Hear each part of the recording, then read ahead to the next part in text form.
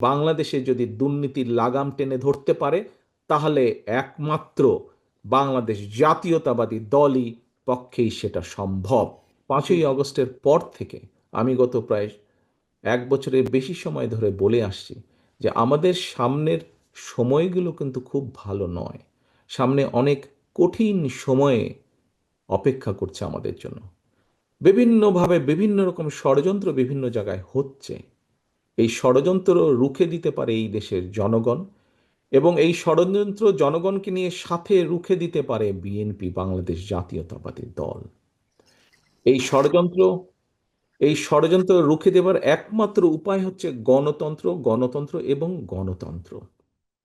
আমরা যদি গণতন্ত্রকে প্রতিষ্ঠিত করতে পারি, যে কোনো মূল্যে জনগণের মতামতকে প্রতিষ্ঠিত করতে পারি, তাহলে অবশ্যই অনেক ষড়যন্ত্রকে আমরা রুখে দিতে পারবো। কিন্তু ষড়যন্ত্রকে রুখে দিতে পারলেও তারপরেও কিন্তু সামনে অনেক কঠিন সময়। একটু আগেই আমি বলেছি, এবং তোমরা নিজেরাও জানো, তোমরা আজকে ছাত্র দলের প্রতিনিধি হিসাবে এখানে প্রত্যেকে উপস্থিত আছো, ছাত্র হিসাবে তোমাদের নিজেদের ধারণা আছে। প্রত্যেকটি ক্ষেত্রে একটি অরাজকতা বিরাজ করছে। আমি ব্যক্তিগতভাবে বিশ্বাস করি একটি বিষয়, এই পরিকল্পনাগুলোকে সফল করতে হলে যেরকম আমাদের যোগ্য ব্যক্তিদেরকে বিভিন্ন জায়গায় দায়িত্ব দিতে হবে, কিন্তু তার থেকেও দুইটি বড় ইম্পর্টেন্ট বিষয় আছে, যেই দুইটি বিষয়কে যে কোনো মূল্যে আমাদেরকে অ্যাড্রেস করতে হবে।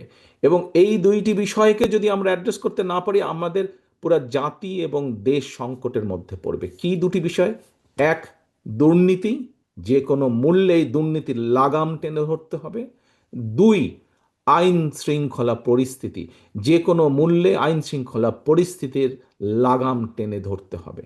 যদি আমরা দুর্নীতি এবং আইন শৃঙ্খলা যদি আমরা দুর্নীতি এবং আইন শৃঙ্খলার লাগাম টেনে ধরতে না পারি, তাহলে আমরা যে পরিকল্পনাগুলি গ্রহণ করেছি মানুষের স্বাস্থ্য নিয়ে, দেশের ভবিষ্যৎ সন্তানদের শিক্ষা ব্যবস্থা নিয়ে, নারী সমাজকে এম্পাওয়ার্ড করার জন্য, দেশের কৃষি ব্যবস্থা, প্রত্যেকটি পরিকল্পনা আমাদের বাধাগ্রস্ত হবে, স্লো হয়ে যাবে আমাদের।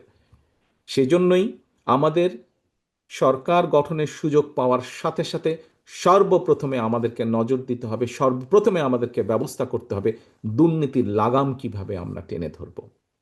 প্রিয় ভাই বোনেরা, তোমাদের হাতে যে লিফলেটটা দেওয়া হয়েছে, এই লিফলেটের মধ্যে একদম তথ্য দিয়ে উপস্থাপন করা হয়েছে যে বিএনপি 2001 সাল থেকে 2006 সাল পর্যন্ত যখন দেশ পরিচালনার দায়িত্বে ছিল, তার আগে এই যেই স্বৈরাচারকে বিদায় করা হয়েছিল, সেই স্বৈরাচার যখন দেশ ক্ষমতায় ছিল, সেই সময় কিভাবে তারা দুর্নীতিতে দুর্নীতি ছেয়ে ফেলেছিল দেশকে, এবং 2001 সালে দায়িত্ব পাবার পরে কিভাবে খালেদা জিয়ার সরকার ধীরে ধীরে ধীরে ধীরে দুর্নীতির অবস্থার উন্নতি ঘটিয়েছিল, দুর্নীতি থেকে ধীরে ধীরে কিভাবে দেশকে বের করে নিয়েছিল, একটি আন্তর্জাতিক সংস্থার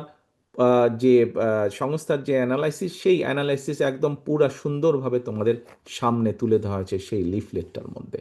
কাজেই আমরা দৃঢ়ভাবে, অত্যন্ত আত্মবিশ্বাসের সঙ্গে বলতে পারি, এই বাংলাদেশে যদি দুর্নীতির লাগাম টেনে ধরতে পারে, তাহলে একমাত্র বাংলাদেশ জাতীয়তাবাদী দলই পক্ষেই সেটা সম্ভব। সেটি করা সম্ভব একমাত্র কারণ আমরা অতীতে করেছি, আমরা ইনশাল্লাহ ভবিষ্যতে দেশের মানুষ ভবিষ্যতে ইনশাল্লাহ আমরা সেই কাজটি করিয়ে দেখাতে পারবো। প্রিয় সহকর্মীবৃন্দ, কেউ কেউ বলে থাকে স্বৈরাচার যেভাবে বিএনপি সম্পর্কে, এই যে স্বৈরাচার, পলাতক যে স্বৈরাচার, তারা বিএনপির সম্পর্কে যেসব মিথ্যা প্রপাগান্ডা ছড়াতো, আমরা ইদানিং লক্ষ্য করছি কিছু কিছু ব্যক্তি বা দল ঠিক একই সুরে গান গাইছে বা একই সুরে কতগুলো কথা বলার চেষ্টা করছে। এখন প্রশ্ন হচ্ছে, তাদেরও তো দুইজন ব্যক্তি আমাদের সাথে সেই সময় সরকারে ছিল। এই দুজন ব্যক্তি পৃথিবীতে আর নেই। দুজনই সিনিয়র মানুষ, দুজনেই সিনিয়র রাজনীতিবিদ ছিলেন। তারা তারা গত হয়েছেন। কাজেই যে মানুষ নেই তাদের সম্পর্কে অবশ্যই খারাপ কথা বলা উচিত নয়। তাদের প্রতি পরিপূর্ণ সম্মান রেখেই বলতে চাই, সেই দুইজন ব্যক্তির বিএনপি সরকারে শেষ দিন পর্যন্ত থাকা প্রমাণ করে দেয়, এক, দুটো জিনিস প্রমাণ করে যৌক্তিকভাবে। এক, তারা অবশ্যই পূর্ণ কনফিডেন্স ছিল খালেদা জিয়ার উপরে যে খালেদা জিয়া দুর্নীতির বিরুদ্ধে যুদ্ধ করছে, সেজন্যই তারা শেষ দিন পর্যন্ত ছিল।